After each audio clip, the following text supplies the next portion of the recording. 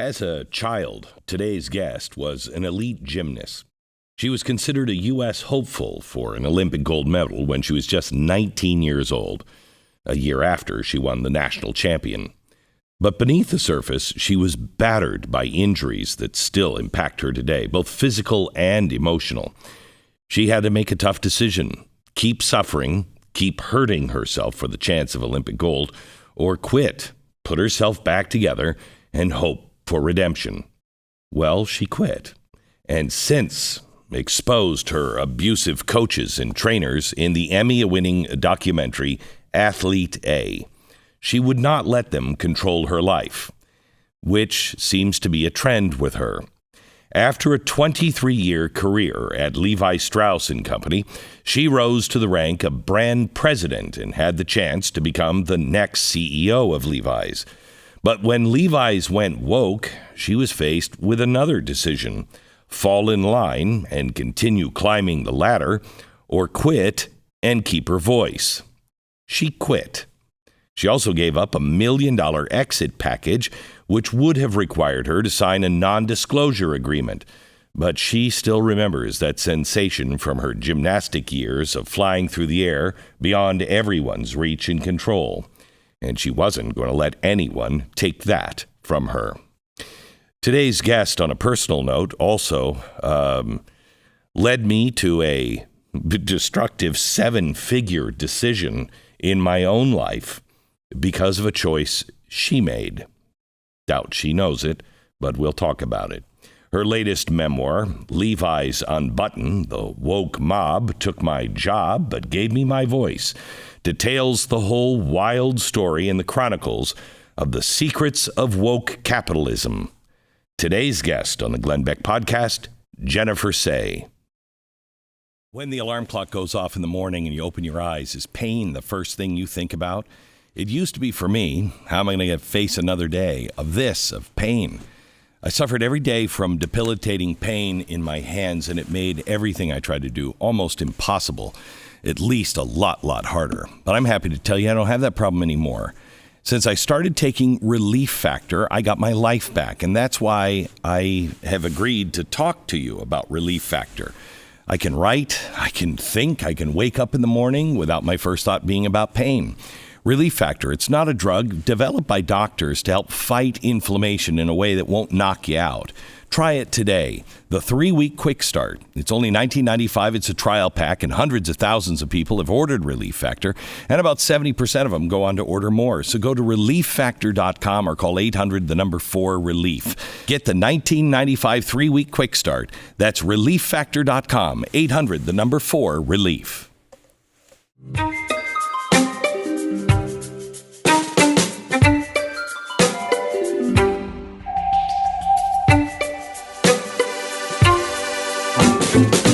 Welcome, Jennifer. Thanks for having me. How are you? I'm good. Good. Thank you for coming in. Absolutely. I've wanted to talk to you for a long time, for a couple of reasons. I find you fascinating from the beginning of your life. And you also, one of, I believe, your decisions caused a domino to fall in my personal life. And it was a 7-figure decision that I made, I think, because of something that you did. We'll get into that later.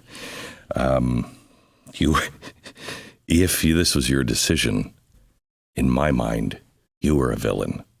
But I can't wait to talk to you about it. Okay. Let's start with your childhood, because I think if we don't understand your childhood, we don't really understand you. So let's start there. Sure. I had a pretty unusual childhood. I was an elite gymnast. I started gymnastics at 6 years old, and by the time I was 10, I qualified for the elite level. That's the level to get on the national team and, travel around the world. I was on the national team for 8 years, national champion in 1986. It is a brutal sport, an incredibly cruel training environment, absolutely physically, emotionally abusive, and as I think now the world knows, rife with sexual abuse as well. That's crazy. And especially, and maybe not, I don't know, but talking about the physical and mental, back in the 80s, we were going up against the Soviet Union. So I don't know if it's changed at all, but we knew what they went through, not thinking that we did that to our own people. Has it changed at all? Well, in 2016, the story of Larry Nassar broke, Right. and he was the USA team gymnastics doctor for 30 years, and he sexually abused hundreds, over 500 young athletes.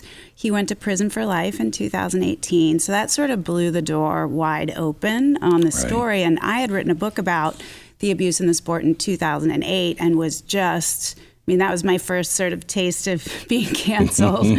Kind of prepped me, I guess, for being canceled on a larger stage, if you will. I think we like to present an image in the United States that we were different and we did it because we loved it. But, I started in the 70s. It was bad. Coaches hit the kids. Oh, my gosh. The national team coach for the 80s, the Olympic coach in 1984, he was a sexual assaulter. He was a rapist. Oh my gosh. Of the team? Or we don't have to get into it. But. The one specific case that I know that he was actually banned from the sport for is one of my closest friends. Oh my gosh. And I wrote about it in the book, and everybody said, how dare you, tarnish this man's reputation. You're a liar and a grifter, all the same terms they always use, liar and grifter. And this was before Me Too, so no one had to believe women. We were just, I was considered, a failed ex-gymnast, that it was bitter and trying to get back and make money. And to bring you back on track, you weren't a failed gymnast. You chose to leave. You were at the height. And I assume your parents were there, obviously, from 6, which is a huge commitment for a whole family, right? Yeah, it really is. And so then you get to the top, you're ready to go to the Olympics 2 years away from it, and you say, I'm quitting. I actually quit just a month before the Olympic trials in 88, and I really was so broken at that point that I could not continue. Explain that, because you had several things going on. Yeah, I had a ton of injuries. I had broken my femur at the World Championships in 1985, which is bad. Yeah. Having had 4 children, I will tell you it's worse than childbirth. Wow. I wouldn't wish it on anyone. I came back from that 9 months later to win the national championship. So, I wasn't letting my injuries heal, and I just kept getting one injury on top of the next. And by 1988, I had been training on a broken ankle for 2 years. I didn't know it was broken. The doctor kept saying, there's nothing wrong, you're fine, take another cortisone shot. But more than that, my mind I was just unraveling. I had a bad eating disorder. I was anorexic, and I just lost the ability, frankly, to do the sport. And the Germans, it was against the law for you to feed a Jew anything over, I think it was 600 calories a day, just to keep them completely weak. I never knew that. You weren't allowed to eat over 400 calories. Well, that was my self-imposed. Okay. But to maintain the weight that I was asked to maintain, that's what was required. And we were, weighed twice a day and screamed at over the gym's loudspeaker. We don't coach fat gymnasts. Jennifer gained a quarter of a pound. Oh, my gosh. The humiliation and the bullying, it's pretty horrific. And so I was on a starvation diet, but so were all the members of my team. We all were. We were told, lose weight by tomorrow by any means possible. Wink, wink, you're not going to do that in a healthy way if you're already 98 pounds and 18 years old. Oh my gosh. So I was falling apart. Yeah. And I'd like to say it was an empowering decision to walk away, but it wasn't. I left feeling ashamed and just like a complete failure. It took me years to rebuild myself. And why is that? Everybody, you mentioned the parents. My parents had given up so much, arguably too much, and they were really upset with me. I didn't talk with my mother for over a year after I walked away. Everybody was disappointed and angry, and felt they'd put so much into this career and I was disappointing them. And I was like, but I'm falling apart. I mean, I was suicidal. You did tell them this, right? You told them about, not fat when shaming and not when it was happening. Not when it was happening. And parents weren't really allowed in the gym. Although my mom did work there periodically. I mean, I think she knew, but it was so normalized. Do you know how you can be in this like microcosmic world and suddenly these completely horrific behaviors become normal? Yeah, it's called America. Yeah, we'll get to that. Yeah.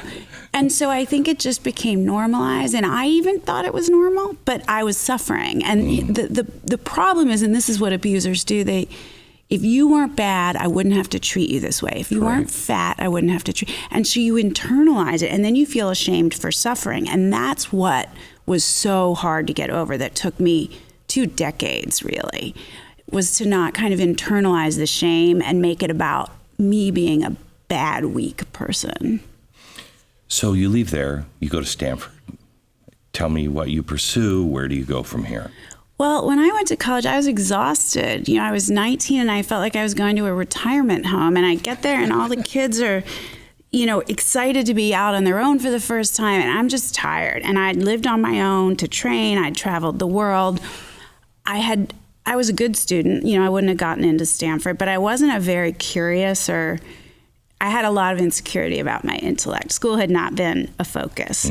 Mostly I wanted to have fun, and I got, I was rebellious, as one can be when they're young. And it was a good period of time for me, and I sort of learned what I was interested in academically, but I lacked confidence to actually pursue what I wanted to. Can we stop there for a second, just as a unrelated side note? I don't think people realize the importance, if you're in a position of authority or people just look up to you, the importance of saying, you're smart, you're good, you belong here, you should continue to question. People, I think all of us have this view of ourselves that we kind of hide, that we're not worthy or we're not good enough or smart enough. And when somebody says to you, or you have to eventually prove it to yourself, that you are smart enough, it's incredibly freeing, isn't it? Yeah, I don't know if I would have listened, but my dad did say it. I always felt not smart enough and not good enough. I don't think dads and moms count. Yeah, you're right. Probably somebody else needs to say it. Yeah. I had terrible imposter syndrome, as it's called. I was waiting for them to throw me out of school. Yeah. And I probably had it well into my late 30s, I don't know where that comes from. I don't think everybody has it. I think a lot of people do. I think you're right. I think a lot of women, type A women, have it. Yeah. That's for sure. I know I might be one of them, because I had it real for a very long time. And so how did you? Somebody said to me, you're smart enough to figure this stuff out. And he was a Yale professor. And then couple that with being called everything under the sun and being a decent human being that doesn't just blow that off. You actually go, wait a minute. Right. Am I that? Do I do those things? Once you've self-examined enough, which should never stop happening, and you really know who you are, then you don't care. That's right. And that's the most freeing of all. So how old were you when that happened? I was 32 when somebody said, you're smart enough. And I was probably 43. When you believed it. Yeah, and I was, and I didn't care anymore. Because I had, like you, I had been attacked from every angle. And even your allies that you thought were allies attack you from behind. And you're like, wait, what is happening here? Yeah. That's about the age I was, 43. Yeah. I don't think I had that person to say that to me. And in fact, as I was kind of coming up the ladder in corporate America, which, we'll talk about, it was sort of the opposite. It was Because you're this, that, and the other. You're not this. You'll never be a leader.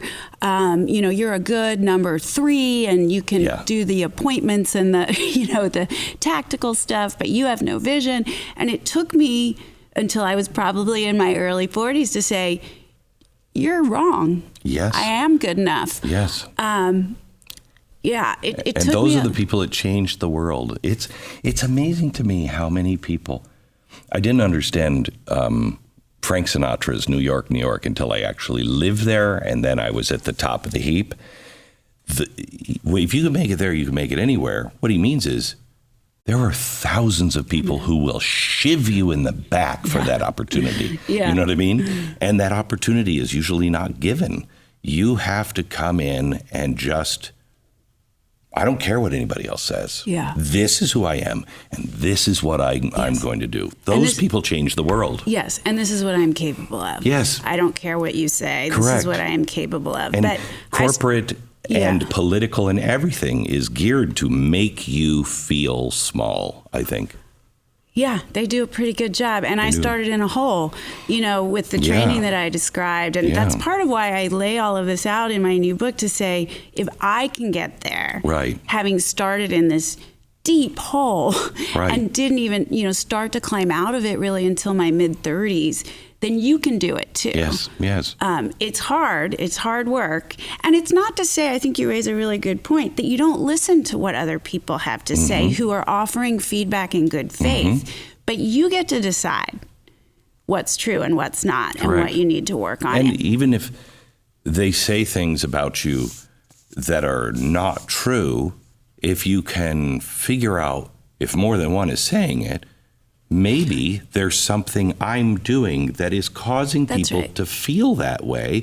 So what is that? And then you have just a series of decisions. Life is nothing but a series of decisions. Yeah, you have to kind of integrate it and kind of, am I presenting myself this way? Is there, something I need to adjust? What is true? Yeah, exactly. But it takes you have to have a lot of self-knowledge to be able to do that. And it took me a long time. Do you think you can do that without severe setbacks of some sort, without your childhood, without what just happened at Levi's? Can you get there if your life is pretty charmed and there's no real resistance? That's a good question. I don't know the answer to it. I've been wondering if anybody does. I'm not sure. I mean, I've certainly encountered lots of folks that are sort of the opposite, that, I think it's called Dunning-Kruger syndrome, that overestimate their abilities and their capability, and certainly never listen to any feedback because they're so confident. And that's a problem also in the opposite direction. I don't know if that's a function of a charmed life, though, or just a sort of innate personality disorder. Yeah, good. Every minute in this country, babies are dying from abortion. It is perhaps the worst stain on our country's conscience in her long history, bringing shame and tragedy into the world every single day. But in the midst of darkness, there is always a light, and that light is preborn. Preborn introduces mothers considering abortion to their unborn babies through ultrasound. Once they hear that heartbeat and see the precious life with their own eyes, 80% of the time they choose life. Preborn. The pregnancy clinics are positioned in top abortion areas where most abortions, unfortunately, still take place. But preborn doesn't stop there. They love and support the mothers and the children with maternity clothes, diapers, counseling, so much more for up to 2 years. Preborn is completely dependent on you, the pro-life community, as they fight these giants. So $28, just for one donation of $28, you can rescue a baby's life. 140 sponsors 5 ultrasounds. And now, through a match, your gift is doubled. 100% of your donation will go towards saving babies' lives. Our goal is to save 50,000 Blaze babies. Will you join us? Just dial pound 250 and say the keyword baby. That's pound 250, keyword baby, or securely at preborn.com/Glenn. So you leave school. When do you get to Levi's? So I left school in 92. I graduated in 1992. I didn't start Levi's till 1999. So I had a few jobs in between. Okay. And you joined Levi's because you love the product. You love the company. I had worn the brand since I was a child. Who hasn't? I know. I mean, almost everyone has a pair of Levi's in their closet. Are you from right coast or left coast? I'm from Philadelphia. Philadelphia. My wife didn't grow up with Levi's. It was so strange. On the East Coast. On the East Coast, Yeah. button flies, Yeah. where everybody wore them where I grew up. They really didn't cross into the East Coast until like 84, 85. That's so strange. Yeah, it's they were a big sponsor for the 1984 Olympics in Los Angeles, and that was really when the distribution opened wide in the U.S. Isn't that interesting? Yeah, it was very much a West Coast brand. Okay, so you join as? About as low level as you can be, assistant to the assistant something. Very low level. And when did you become chief marketing? I became chief marketing officer in 2013, in the fall of 2013. And, it's interesting because I had risen the ladder and I was a vice president. There's a lot of vice presidents. People don't get that in corporate. But when the CEO that is the current sitting CEO started in 2011, his name is Chip Berg, he liked me a lot. And it really kind of accelerated my career. It also ended it, which we'll get to. It was interesting. He didn't have this baggage. He hadn't known me since I was an assistant. He took me as I was, as I presented myself, because if people have known you for 12, 13 years, they have all this data and they remember when you were 29 and maybe said something dumb. The best thing kids can do at 18, I think, is move away from their hometown. Oh, yeah. Because you get a chance to be you, not what everybody. I'm still, my sisters are still not impressed with their little stinky brother. Of course. I'm still the small one in the family, so get away from it. Yeah. So it was, it was a real gift. He came in and he took me as I was in the moment, and he appointed me as the CMO in 2013, and I sat in that chair for 8 years, which is really long for a CMO. I think the average tenure is 18 months, 20 months. So then you were not the person that made the decision. You may have been on the team that affected me. I'd love to hear. I've always loved Levi's. Big fan of Cone Mills. Yeah. Cone. That's awesome. And I have always loved the product. It is America. It's not politics. It's America. Hard. I've always said that. Working. Best values. Values. Yeah. Best representation of what we think of as America. Correct. Levi's was the symbol of America. Yep. To the Soviet Union. The people would give their arm for a pair of 501s. Did you know we had pictures in the hallways at the plaza, as we called it, when the wall came down, men atop the wall, all wearing Levi's 501s. Not product placement, because some smart marketer would try to do that today, but because it was a symbol of freedom the world over.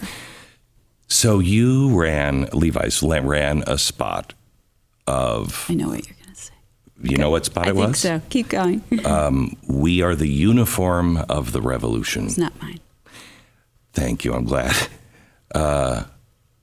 I started my own jean company, ran for about 10 years, and, I had nothing.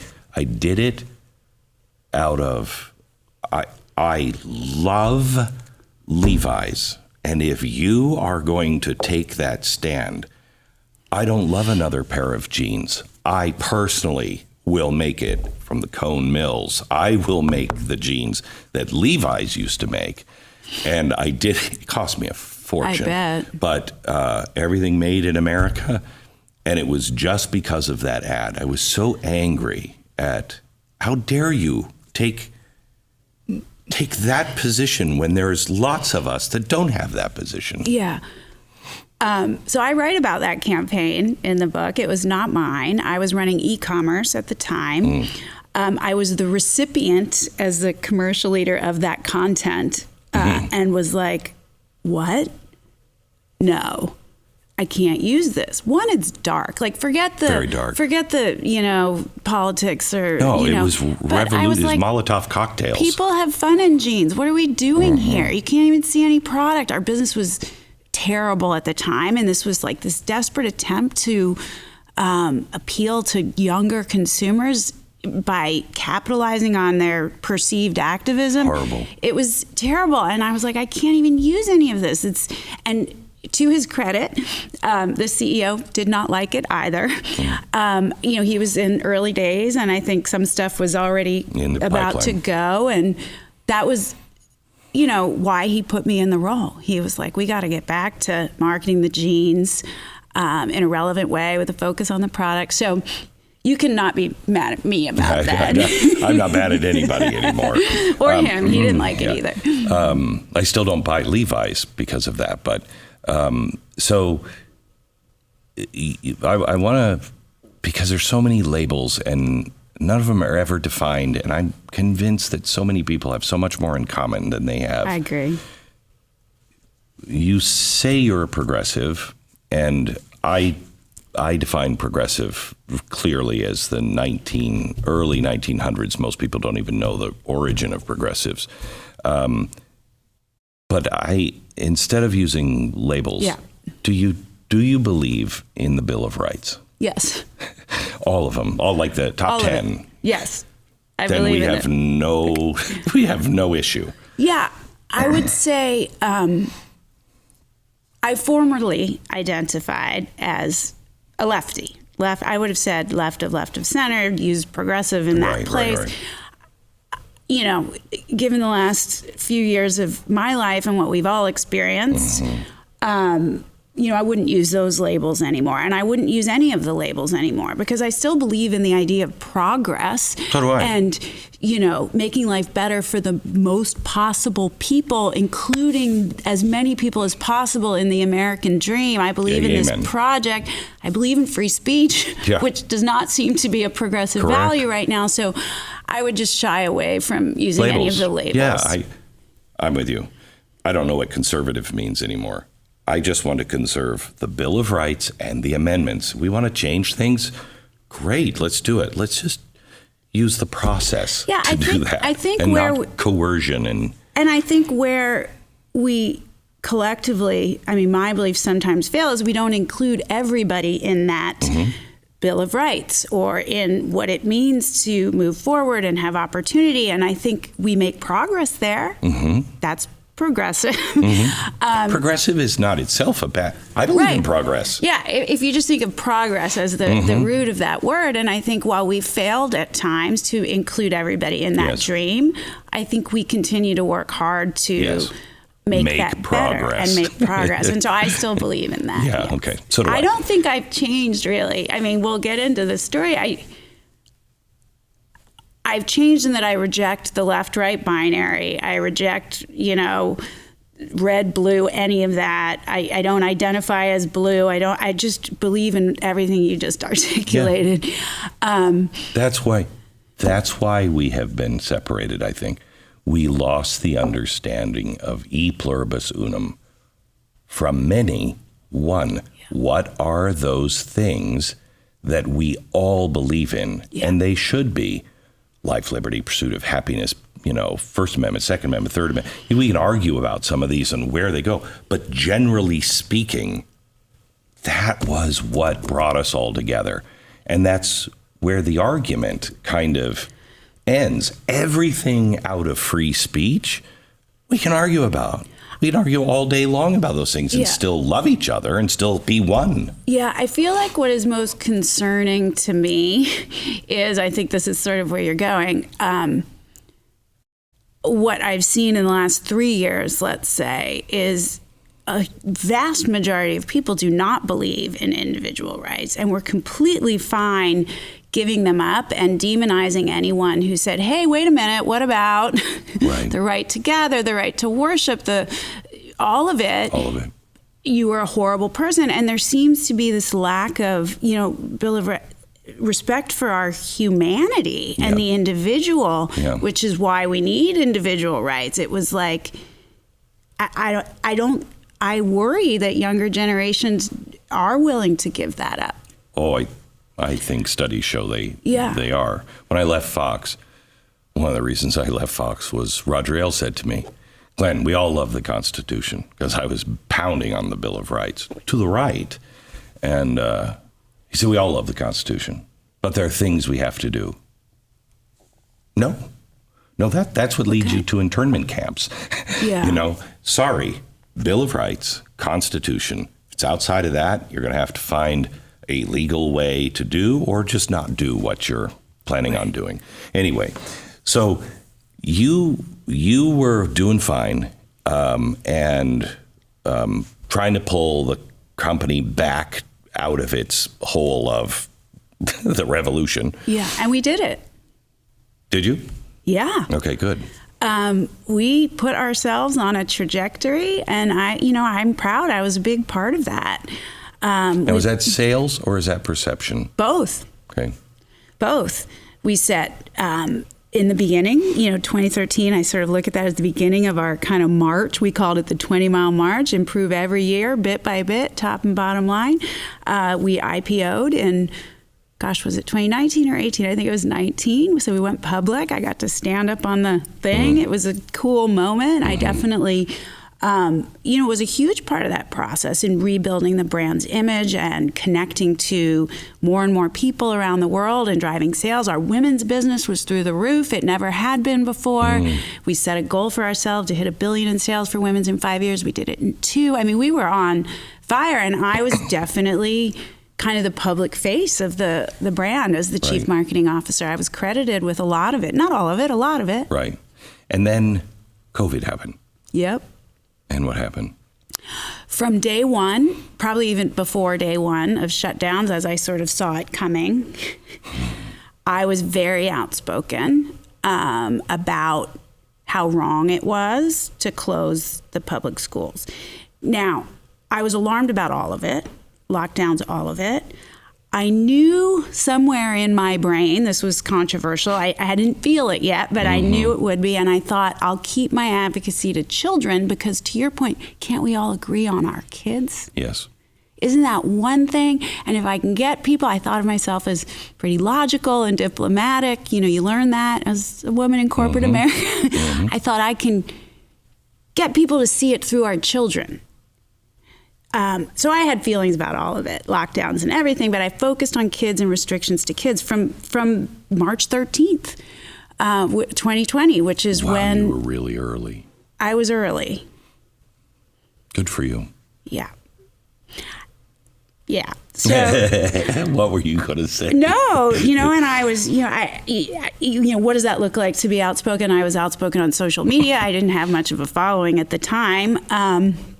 But it sort of evolved, and I was on local news shows by the fall of 2020. I was writing op-eds. No one reached out to me at the company until September of 2020. So I had a 6-month run where I was like, maybe no one noticed. I'll just keep going. I should mention my husband was also very outspoken, and that'll be part of the story in a bit. And he was, he is a more aggressive communicator than I am. He doesn't work for anyone. So, he went for it. Good for him. I would never tell him he can't do that. Although I did get a lot of criticism for the things he said. I said, he doesn't work here, but, So, yeah, I was very outspoken from the very beginning. And then, I got that first call from the head of corporate communications. She sees her job, and it is her job to protect the company's reputation. She said, we were all working virtually, so I get a phone call, which no one called anyone, They just sent emails, and I was like, oh, gosh, this is it. This is the one I've been waiting for. And she said, people are noticing your Twitter. And I said, oh. Yeah. When you speak on behalf of the company. I said, I don't have Levi's in my bio. I'm a mom, 4 kids, public school children in San Francisco. She said... You never went on TV as anything Levi Strauss? No. And at this point, I don't even think I'd been on. But I always asked them explicitly, do not identify me as... And usually they said, oh, we didn't even know you were. Because I wasn't out there waving my arms around as the head of Levi. You had to look for it. Right. She said, I don't know, she went on for a bit, and I said, are you telling me I need to stop? I wanted her to say yes, you know. And she said, no, I can't do that. And I don't know if she meant because, you know, we were peers and she wasn't my boss, or because I actually have a right to say, right, or a little bit of both.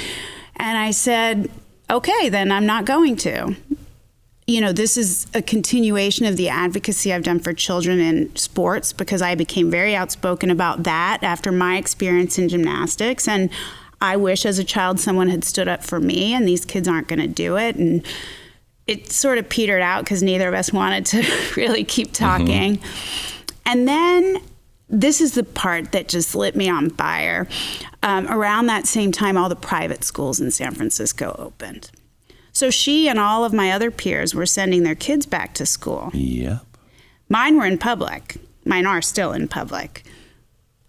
And the nerve of waving your arms around and talking about equality, because this is after the summer of 2020 and the murder of George Floyd, and everybody's posting black squares and all, you remember, we're going to do our part in defeating racism. And they're saying to me, you can't advocate for what we have. We are wealthy white folks in San Francisco sending our kids to $60,000 a year private elementary schools. I'm not crying poor here. I chose I know. I chose to send my kids to public. You cannot advocate for the 50,000 children in San Francisco public schools, 60% of whom are low income, to have the same opportunity. And so that just sort of lit me on fire. And it's the same thing with don't go out, no social, you have to social distance, you can't be in any crowds, but go ahead and protest. That may actually be healthy for you. Well, only one kind of protest. Well, only one kind of protest, yeah. Because my husband had led a few rallies and participated in a few anti-lockdown rallies, and those were all broken up by police. Those were not acceptable. Right. Those were very dangerous. Yeah, they're very dangerous. Yeah, even though there were like 6 people there, because no one, it was San Francisco after all.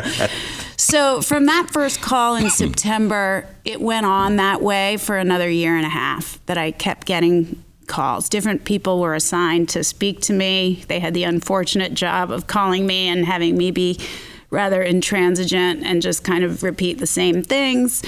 Head of HR, a board member. My boss avoided the call. He was a CEO. He doesn't necessarily like having those, but eventually he did. I mean, he called me a Trumper in an executive team meeting. I mean, I don't know what that has to do with anything. You voted for Elizabeth Warren in the primary. Yeah, that's it. That's not a Trumper. I had been a registered Democrat my entire life. If anything, they criticized my views as too, you know, Warren anti-business, you know. Yeah. But I was never told I couldn't say things. I was never told not to post about any of, you know, my political leanings until. So it went on that way. I'd get a call every 2 weeks. I would say, no, thank you. I don't think I want to stop. The head of legal, you know, said you might want to think about it when you speak on behalf. You speak on behalf of the company. And he said an interesting thing. The head of legal, when he called me, he said, "Okay, I understand, but make sure you get to him first." And I was like stopped in my tracks. I didn't know what he meant. And I realized, because at this point I was on some local news shows, he meant I needed to tell Chip, my boss, if I was going to say something publicly, because this woman in corporate communications was running to him and basically updating him on a weekly basis on my, he wasn't on social media. He didn't know any of it. And of course it was very slanted, you know, the way she was doing that. But it went on that way for a while. I chose to move my family to Denver in February of 21 so that my youngest children could be in school. And at that point, you know, I posted about that on social media, and I got a call from Fox to go on the Ingram angle. Jeff. You see where this is going. Oh, yeah. I called my little open... You can be on anything except anything on Fox. Oh, for sure. Yeah. And I kind of knew that. I mean, I didn't watch the show. I didn't need to. I knew I didn't watch any news at this point. I was like obsessed with reading COVID data. I called my little group of open schools moms, across the country, because at this point we were all kind of in it together. Most of them came from the same political leanings I did. And they said, you need to do it. This is a chance. We'd been trying to get ourselves in the mainstream. I don't even know what that means. No one would talk to us. We were just billed as these like racist, horrible people who QAnon. Oh, I got that. Theorists, conspiracy theorists. I had a hood in my closet and the like. I wanted to kill all the black children and grandmothers. Those two and teachers. Yeah, all those. Yeah. So I'm a trained media professional. They said, well, you're going to get dragged for it, but do it. Do it for us. Represent the open schools moms and go on the show. So I did it in March of 21. And that's when things started to get really bad for me at work. I mean, they were pretty bad before, but they got really bad then. Are you unhappy with your progressive glasses? Have you been told to just go home and get used to your progressives? Not me. I use Rodenstock glasses from Better Spectacles Now. I love these glasses. Better Spectacles, a conservative American company, is now exclusively offering Rodenstock eyewear for the first time in the U.S. And Rodenstock is this 144-year-old German company that's been considered the world's gold standard for glasses. Rodenstock scientists use biometric research to measure the eye in over 7,000 points. And they've taken the findings from over 1 million patients and combined them with artificial intelligence.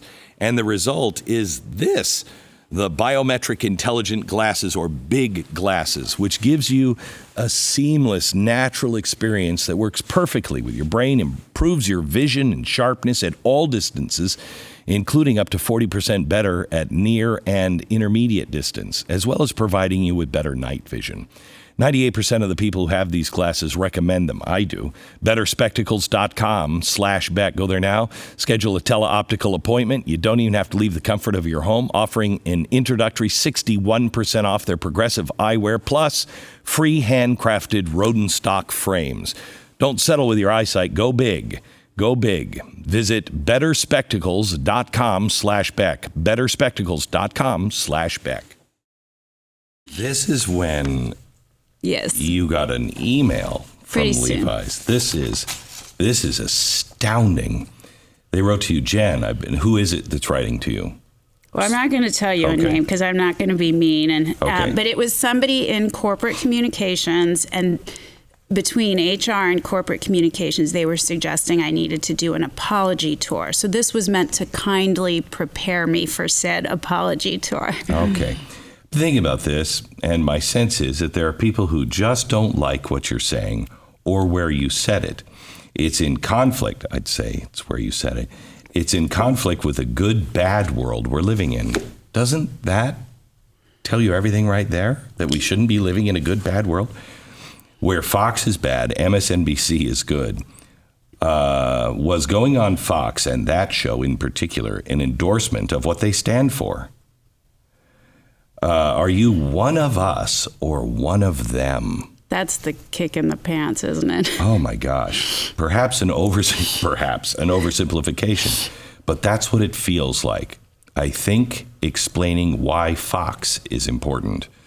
I don't think you actually need to address each of those, but I'm guessing the following is pretty close to a list in an apology tour, right? Why did you choose Fox, Laura Ingram's show? My guess is you didn't choose them. They were the only ones offering. Correct. Do you endorse the views of Fox News and Laura Ingram? No idea. Yeah, of course not. Think of that. You're being held to an impossible. If I went on MSNBC, do you endorse the views of whoever that is, Rachel Maddow? Of course not. Of course not. You're having a conversation. Well, and I would go on those now, and I don't endorse anything they did for the last 3 years, but I'm fine to have a conversation. Yes. Are you anti-mask? Do you want me to answer that? Yeah. I had been outspoken about masking of very young children, toddlers. I did not speak about adult masking. I am opposed to it. I think it hinders communication. Agreed. But we had a policy, and I didn't talk about it. Great. Are you anti-vax? I was vaccinated in May of 2021. Are you into conspiracy theories? That's the best one. I love this. Are you into conspiracy theories? Yeah, because you're conspiring against me. So I think it's not a theory, clearly. Yeah, there's a difference between conspiracy theory and conspiracy fact. Are you anti-union? That's an amazing question. Is advocating for school reopenings perpetrating systematic racism, mostly white moms? Is there a conflict of interest between your role as Levi's brand president and what you're saying on your personal Twitter? That's the only one that I would push you on their behalf. Sure. If you are are you the spokesperson? I was the president. So I got, amidst all of this controversy internally, in October of 2020, I got promoted to brand president. And that's probably next in line for CEO if you do a good job. Right. Yeah. So, but you never went on. You never identified. Nobody ever identified you as that, right? Can I just tell you, I still get, I had a book come out 2 weeks ago. I still get people writing to me now and say, I didn't even know you worked for Levi's until your book, which is called Levi's Unbuttoned. I had no idea. People didn't know. I was just this mom saying we need to open the schools. People really didn't know. So as a business person, if the president of my company is saying things that are against me, and I'd just like to hear your response, do I have any rights because you're causing disruption with everybody who works here and my clientele? I totally hear where you're coming from. No, I think it's a fair question. It is a fair question. I guess I would answer it in two ways. The first is, the business was great. Mm-hmm. So all the fears and, all the arm waving and hysteria around you're going to destroy our business and our reputation was false. We were coming out of the COVID hole. Our stores have been closed. Our business had been down 70% in the spring and summer of 2020. But we were emerging strong because of the strength of the brand, which is what I led. So I think that's the first and most important point, is it was not impacting the business. The second is, if you're going to have a rule that your leaders can't do this, then you better make them sign something. You better have some sort of policy in place, because you had no issue with me being very outspoken on other issues in politics when they aligned. So now, and I promise you, if I was up screaming about keep all the schools closed or you're going to kill all the teachers, it would have been fine. So now we're into viewpoint discrimination. That's a problem. And then I will end by saying, I guess they have that right. Fine, I chose this. I decided for myself this was more important. And and you know what? I was right. It was damaging. Horribly damaging. So does that count? Apparently not. No. But it also, if you were the uniform of the revolution, I would understand that. But if you were trying to dig yourself out of that hole, it would have made people like me, that you leaving only reinforced what I believed about Levi's. You hadn't made that impact on me. And if they would have said, hey, we really disagree with her, but we believe in the right to disagree. See, this is the thing. I think it could have all been handled so easily. And, you mentioned if you've lost the trust of employees, and certainly as a leader in a company, you have to be aware of that. It was a tiny, tiny percentage of very vocal employees. It was not the entire organization. Yep. And in fact, when I did that apology tour... So wait, what was the apology tour? So... after I appeared on Ingram's show, the noise, I'll call it noise, got kind of louder and louder. But again, I think it's a small minority of people, and they're complaining and they're chit-chattering. And so a friend came to me who was on my team and said, we might want to do this. you might want to do this. And then HR got involved in corporate communications. And I was like, my husband said, you should refuse. And I said, no, I'm just going to do it. I'm not going to apologize. I won't bend a knee, but I will explain myself. I still had this sort of naive faith in my ability to explain myself and build a bridge. So it took some planning. No, you had a naive, not in your ability, in the ability of others being honest. There. So we had it in June. That was the preparation for it. I introduced myself. I explained, my background and history and, my advocacy for children in sport and how that was related to this. The fact that 2 of my children are mixed race, which shouldn't matter, but I, explained all of this. And you got torched for that too, didn't you? Not internally, but certainly... You shouldn't bring those up. It's like a shield. It's using a shield for your actual racism. Yes, that's what I think my children are. Yeah. A shield. Yeah, exactly. And so I did it, and there were 3 questions only. So not all those questions. One was about, the racism of school advocacy as a white mother. Although our group of moms in the Bay Area was always diverse. So that was a lie perpetrated by the press saying it was just this movement of rich white yoga moms. That was never true. One was about my husband and his voice, which, the short answer is he doesn't work here. I support his right to speech and yours, and he can say what he wants. He has no constraints, nor should I, honestly, as an employee of this company. Spouses can disagree. How retrograde is that you assume I agree with everything my husband says? So we moved on. And then the third was a comment that was just, thank you. I understand better now. And I got a couple of emails the next day, people saying, I really get it now. I do. I understand. So I thought it was like a moment that I was like, whew, let's get on with the work. But it just didn't stop. We would have these town halls at work and people would submit, they were all virtual questions about my racism and my conspiracy theorizing. I was called anti-trans, which I don't even understand where that came from. And it just went on. And, he got tired of it. Although, then in the summer, he and I had dinner, my boss and I had dinner, and he said, you're a real candidate for CEO. You're one of 2. He'd never said that to me before. It might have been bait to get me to stop, which I didn't do. He then requested a background check. He said it was standard operating procedure, which I believe to be true, but did one on my husband as well, which included social media. And by January, reported back to me and said, you're going to have to leave. Wow. Not on my performance. It was solely on my advocacy, my social media presence. And then he offered me severance. $1 million. $1 million. That comes with a non-disclosure agreement. That's standard. How much is your silence worth? I was going to say more than that, but I don't.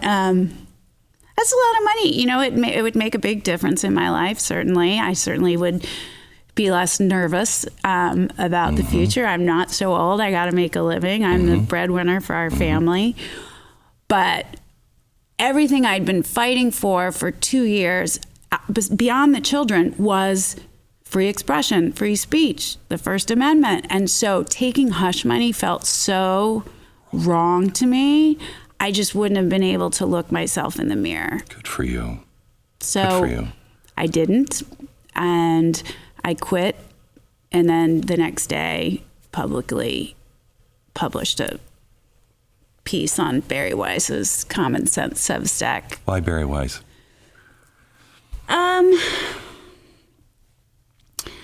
That's a good question. I just, I followed her story closely. I think there's a lot of parallels.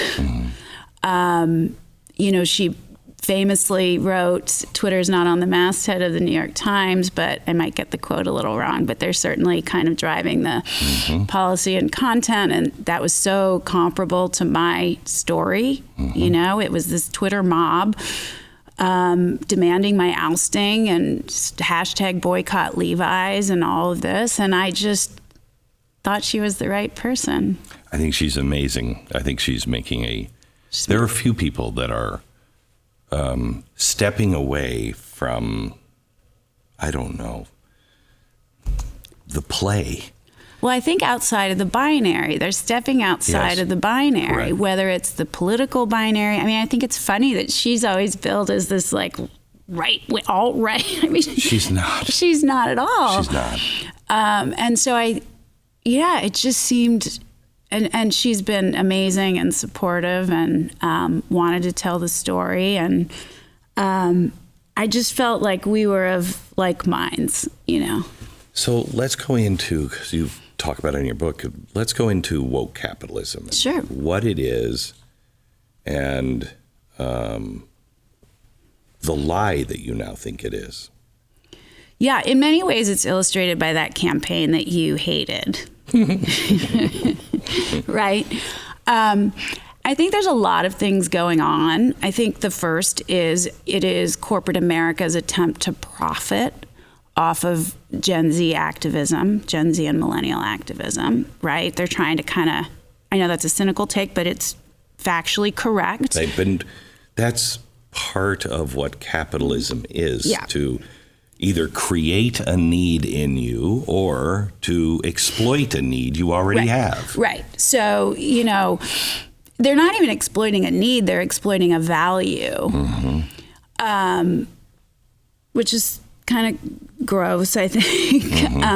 So that's part of it. I think there's this other piece, which is, you know, for many, many years, it was assumed that corporate leaders were Republicans, right? They were greedy, and greed was good. And now, really, a lot of corporate leaders in some of the biggest industries are Democrats. And I mean, it really is the party of elite. And you have, you know, tech led by the left and, you know, even Goldman Sachs is waving their arms around being woke. I mean, it's banking, for God's sake. Yeah, I know. It's like, I used to hate things like Blade Runner, where, you know, the bad guys worked for the corporation, which was the government. And I used to think, come on. So this is it. They don't want to be the bad guy. Right. But the left was right. You were right. You were right. Right. You got it right once. Why did you change? You nailed it. We were wrong. You were right. And now we're like, wait a minute, the bad guys, and they don't recognize it, or they have just embraced it. It is so bizarre. It's very bizarre.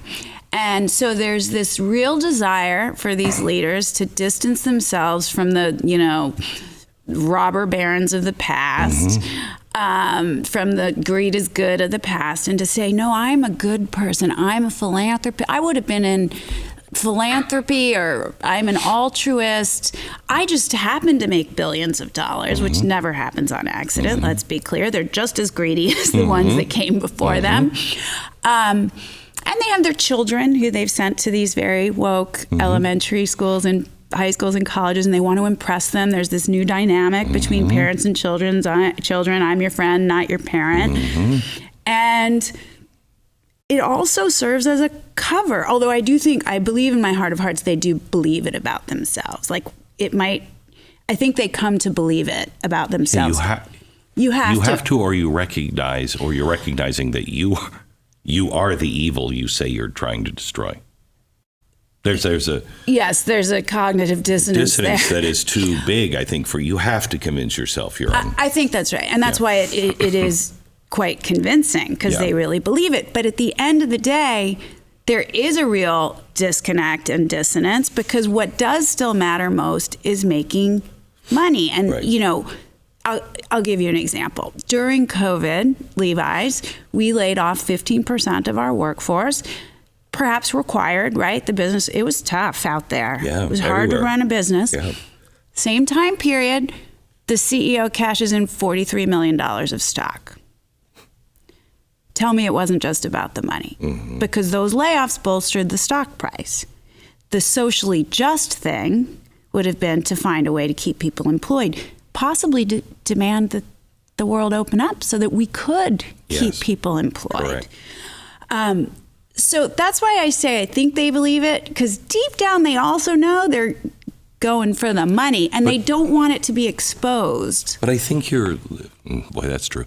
The thing that I think we're missing here on this conversation is the fact that they've added, there's I don't know who has added, but there's another level to this delusion, and that is some people know more than other people. So if they're part of the decisions and we're all going woke, we're better than these people. So making money, yes, but we're making things so much better in the long run. The ends justify the means. But it just, yes, I'm not arguing any of that. I agree with that. I think they also, I believe that somewhere in their brains, they still kind of maybe know. I'll give you another example. When I wrote a formal proposal in October of 2020 saying, let's take a stand on this. We've taken stands on all sorts of things, as I'm sure you know. Let's write a op-ed from Levi's in the local paper. Like, we're a big business in this town. We can make a difference and influence. The response back was, we'll look bad, our kids are in private.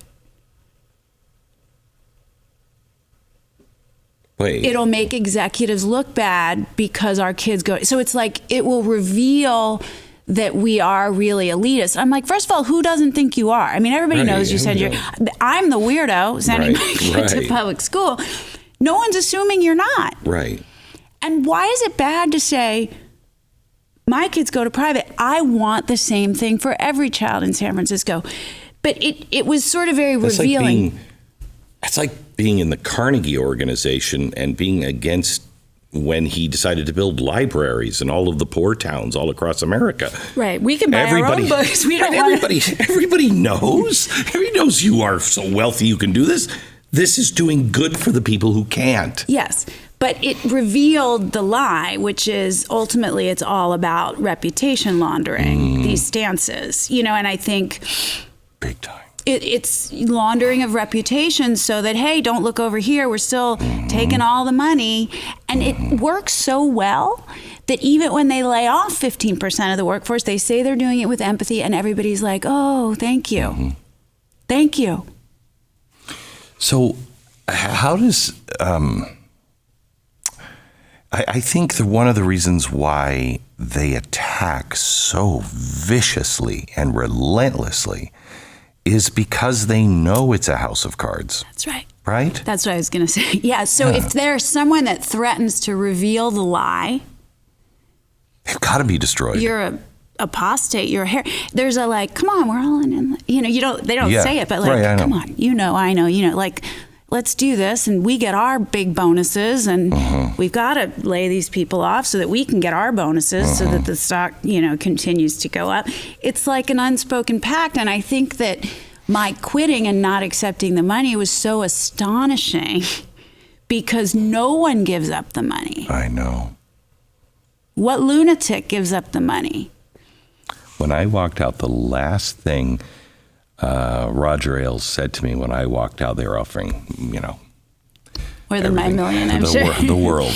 And he said, you're not going to leave. See? You're not going to leave. He said, no one leaves here. Exactly. And he had always called me Jack Parr. And I said, I would have thought you would have understood, because one guy who did leave was Jack Parr. And that was the first moment I saw the fear in his eyes of, this guy's leaving. He's really leaving. Yeah. They don't get it. No. But because they've already sold their soul. That's right. And they can't even fathom or imagine that somebody else would do different. And that makes them hate you even more, I think. Oh, God. Yeah. I keep thinking about what they're saying to themselves now. They're like, see, we were right. She is horrible. It's like, yeah. she wasn't with us. She wouldn't keep our secrets. Right. She didn't care most about the money, first and foremost. We say we care about the other stuff, but let's be honest, guys. We all know what we really care about is the money. She didn't. She's evil. She's a heretic. She has to go. So how do we break this? Because this is, it's destroying our nation. I mean, the smartest things that the uber left, those who hate everything America stands for, the smartest thing they did was get into the boardroom. Yeah. You know, they got in and they infiltrated everything. Once they got into the boardroom, everything changed, because even I buy Apple products and I hate myself for it. I really do. What they're doing in China and the Uyghurs, it's inexcusable. What they just did with turning off the air, what do you call it? Where you download to a friend just through the air. AirDrop. That's in China. It's crazy evil. It's crazy evil. But how do you break it? How do you get out of it? Because it's everything. Yeah, it's also proof that, consumers don't really care, right? Like Levi's is thinking they're taking all these stances because that's gonna, that's aligned with these young people's values. They don't care. They still buy Nikes. They still buy Apple. None of them care. They don't actually care. They like to pretend that they do. And it's true on the right as well. They burn their Nikes and then they go back to buying Nikes the next week. They burn them because of Colin. Well, a lot do. Yeah. The brand is doing fine. One of the biggest things I think conservatives wrestle with is, do you still have Disney Plus? Do you still take your kids to Disneyland? I mean, if you are really morally, this is wrong, but what else do I do? You can say, I don't want the old stuff. I don't want the new stuff. I just want the old stuff. But it's still feeding the same beast. So what do you think they do? What are they doing? I think they hold out as many times as they possibly can and then still take their kids to Disneyland, Yeah. I mean, there's like, I don't give up my Apple product because it would dramatically change my life. Sneakers don't change my life. Yeah, Levi's don't change my life. At my age, with my kids' age, Disney doesn't change my life. Right. But if I had little kids, it'd be hard. It would be extraordinarily hard. Yeah. And I don't understand. I mean, I do because I understand history. People call this woke capitalism. You call it woke capitalism. And I'd like It's a shortcut for me, yeah. Okay. Because it's actually fashion. It is the definition of fascism. It is, absolutely. Yeah. And I have written at length about this. And, the issue now, and we've seen it writ large during COVID, and is corporations, either directly or indirectly, are colluding with government to further their message. It is grotesque. And, we've seen now with Twitter that it's direct. With the Twitter files being published, although we kind of knew before, there's literally direct communication from government operatives to Twitter saying, take these people down. They cannot say these things. My own husband has been banned from Twitter for saying the following. Are you ready?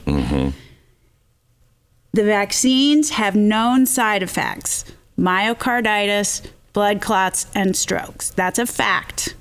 Just read the Pfizer documentation. He then offered an opinion which said, that is not my idea of quote unquote safe. Banished.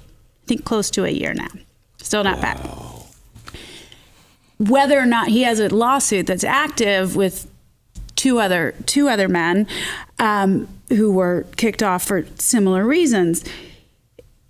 So you have direct communication, but I would argue the alignment is so tight that there doesn't even need to be direct communication. It just happens. Now, with Levi's in particular, there are family connections to Gavin Newsom. There are family Democratic office holders. So there are direct connections. But I don't even think there has to be a direct communication. No. They're like this. They're in lockstep. And that is the definition of fascism. I said at one point, got a lot of heat. At one point that there would be a caliphate, and you would see communist Marxists, capitalists, and Islamicists all working together to forward this. And they all said, oh, conspiracy theory, blah, blah, blah. They'll never work together. Are you a conspiracy theorist? Yeah, I know. And I was very, very clear. Working together doesn't mean they call each other. That's right. They're in lockstep. That's right. This is good for us. That's right. They're going that way. Let's go. Yes, and I would add to that, the press is also in lockstep. And I think, what we're watching now with Sam Bankman-Fried and FTX is really illustrative. Will he pay at all for this? I don't know. And even today, when we see the fraud and what appears to be obvious criminality, he's on stage at the New York Times Deal Book Summit last week with Andrew Ross Sorkin. People are saying, oh, he asked tough questions. No, he didn't. He giggled. The guy got like a standing ovation, or at least like a round of applause for his aw shucks, I didn't do fraud to anyone. And, the press is glowing articles about him for the last 2 years is why he avoided any scrutiny for so long. He says it himself. He says, we take these stances so people like us. He said the quiet part out loud. He said it to a Vox reporter who, by the way, he thought was in on the pact. She's one of us. Like, I can say this to her. Now, obviously, she doesn't have the kind of money he had, but he still thought of her in the same, I imagine. That's why he said it, right? Mm-hmm. Last question, because we're way over time already. I could talk with you. Would you come back again? This is not the last question. Would you come back again? I would love it, yeah. If I'm listening to this and I'm like, okay, I know. What do we do? I didn't answer that part. What do we do? Goodness. I really am at a little bit of a loss, but I just will not stop talking about it. I mean, I think most people are followers, I think we've learned, and will do whatever the group is doing. They would rather stand with the group than stand apart and alone and do the right thing. But that means we can bring them around. That's the good news, is we can. And if you have a few outspoken, brave people who are willing to keep saying it and make it make sense, and despite the opprobrium and name calling, keep going, it happens slowly and then all at once. Now, if they come over and say, yeah, this is wrong, the 65% of Americans who are quiet right now or confused, they'll believe the next thing too. But it doesn't matter. We can bring them along. It happened to me in gymnastics. I was vile and hated, and suddenly 10 years later, they pretended they always stood with me. They didn't. I got the emails. You're right. I also think that companies, look, I'm the first real insider that's come forward, but other people are going to do it. They're going to think twice about this. Yeah. I have no doubt there are conversations happening. How do we avoid this PR nightmare in the future? Now, they might decide that the way they avoid it is make everybody sign something that says you won't be active on social media. That would not be the outcome I would want. Yeah. But that's a real possibility. So, I don't know. I think your solution of, courage is contagious. And for the 65%, there's always 19 to 20%. I think the far I hate everything about America is less than 20%. And it's not going to get, I think it's less than 10 on either side. I hope you're right. But 20% changes the world. There's a tipping point. And if those who wake up, who truly value the Bill of Rights, and because I don't, at this point, that's all I want to preserve for my kids. It's a lot. Constitution, Bill of Rights. Let's let them be free, okay? If those who believe that, even if we disagree on absolutely everything else, would come together that's when this will happen, because there's still this divide of trust. I'm not sure if I trust you. You wouldn't be on the show if I didn't know you believed in the Bill of Rights. But that's what has to happen. We have to come together with people that make us a little afraid of, I don't want to necessarily be on their side, you know what I mean? But do we join here? Yeah. And not that I don't want to be. I'm with you 100%. No, I'm not afraid of, look, I have met every sort of conservative in the last few months that I was told, was evil. And that is, I've found to have amazing conversations. And I have easily found the commonality with no struggle whatsoever. And that's what has to happen. Yeah. I've had the same thing with people who, were, I thought, Marxist professors. Interesting. That are fantastic. We love each other. Yeah. I mean, I guess I feel like, you know what, you may be fine with this, for me, COVID is what brought it all to the fore, and you may have been fine with that, but guess what? You're next. You're not going to agree with everything. I guess if enough people get canceled, then we can all live on canceled island, and we can be the big voice that kind of pushes back. It's going to be enough people one day. It's kind of my theory on the border. I say leave the border open, let everybody from Mexico come here. Then at night, we'll go there. We get the beaches. It's a good strategy. It just seems like the group will keep growing and growing and growing, and you can't cancel everybody. Yeah. And that we on Canceled Island find the commonality. Yeah. Because we're forced to, and we just become a bigger and bigger force over time. I mean, look, even in China, they're protesting now. You can push people too far. It's possible. What are you doing now? What's next? Well, I spent the summer writing this book. I wrote it in like 2 months in a fever dream. It's hard, isn't it? It's really hard. Yeah. But I recommend doing it that way instead of dragging it out for 5 years. Just get it done. I'm making a documentary film about the impact to kids from the prolonged school closures. Good for you. And it's going well. We're probably 80% filmed. Probably won't get an Emmy for this one. I probably won't, but that's okay. You know what I will say is I do think that some folks are trying really hard to kind of distance themselves from having either been silent or advocated for closures. I mean, even Fauci is, right? He says I had nothing to do with it. So we may find some brave streamer who wants to distance themselves and put the film on. And then, I'm going to figure out what to do. I actually have had corporate offers. I'm a little hesitant right now, but one day. Good for you. Thank you so much. Yeah, thank you. God bless.